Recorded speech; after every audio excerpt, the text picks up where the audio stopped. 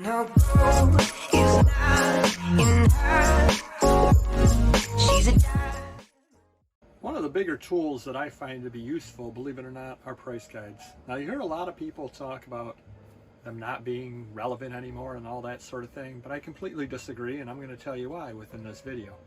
But I'd like you to kind of scan through here just the various price guides that we have here. We've got price guides of everything. You've got things from old books, magazines, toys, antique golf.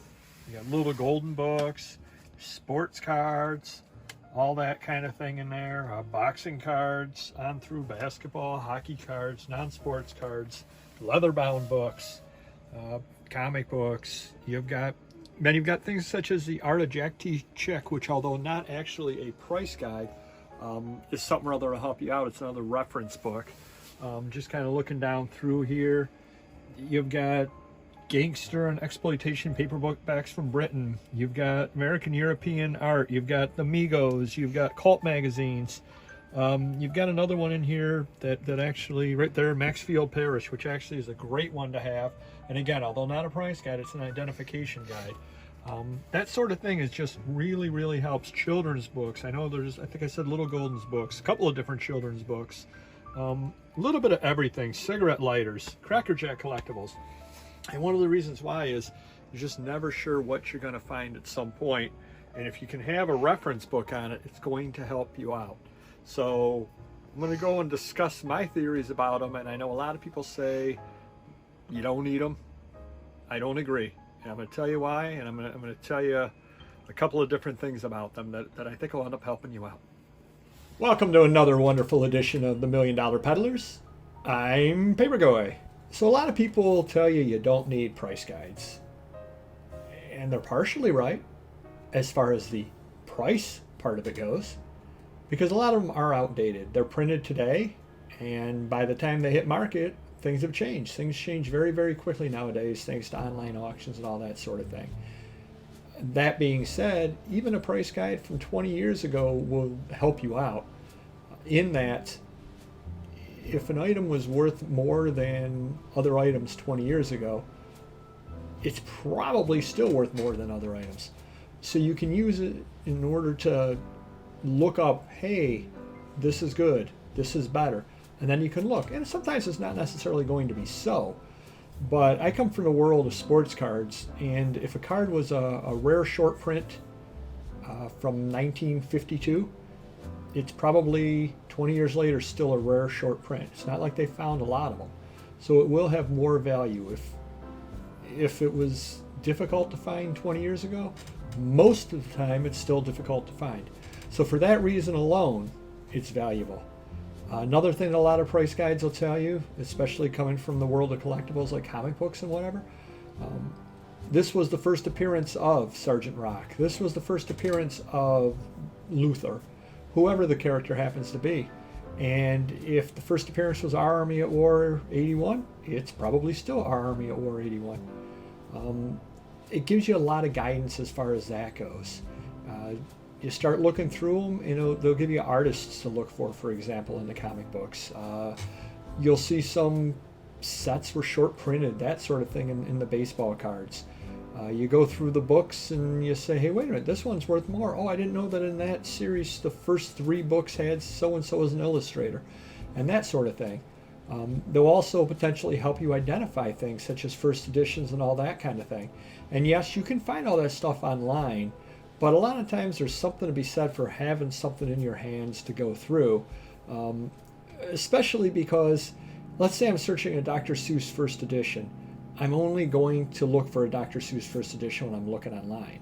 But if I've got the price guide in front of me, I may flip on a different page, or there may be something on the facing page. There may be something else on there that I look at and I say, wow, I didn't know that.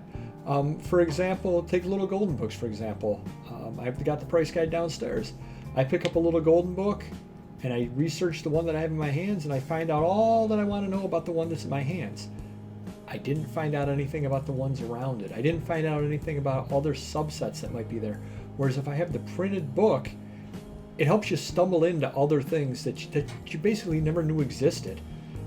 So for that reason alone, having them is very, very good. Another thing that I've actually done, now I've been at auctions before where they've had price guides come on up for sale. You know, part of a box lot, part of whatever, part of this or that. And I've actually won the box lot with the price guides in it. And especially if you're at a general merchandise type auction, there may only be, you know, a lot here and a lot there and a lot 15 minutes from now that you're even interested in. And you're going to just kind of sit there and look around, and yeah, you can learn things from watching and listening. That being said, if they're sitting there and they're bringing up a lot of glassware and I don't deal in glassware, I've got the price guide. So I've actually sat there with the price guide and read through it while lots that I had no interest in were being bid on. And I found that to be great because, again, paging through it, just looking at pictures, identification, all that sort of thing.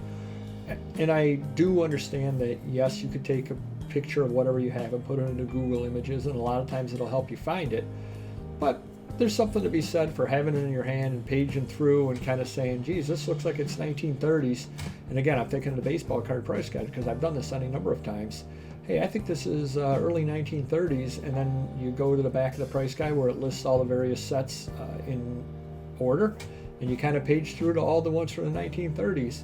You end up finding what you're looking for, but you find 3 or 4 things that you never knew you were looking for. And it's a great learning tool. So would I suggest you go out and you buy price guides and you say, oh my goodness gracious, the price guide said this is worth $40 in near mint condition, and you graded it or priced it up at $40? No, most certainly not. That would be absolutely foolish.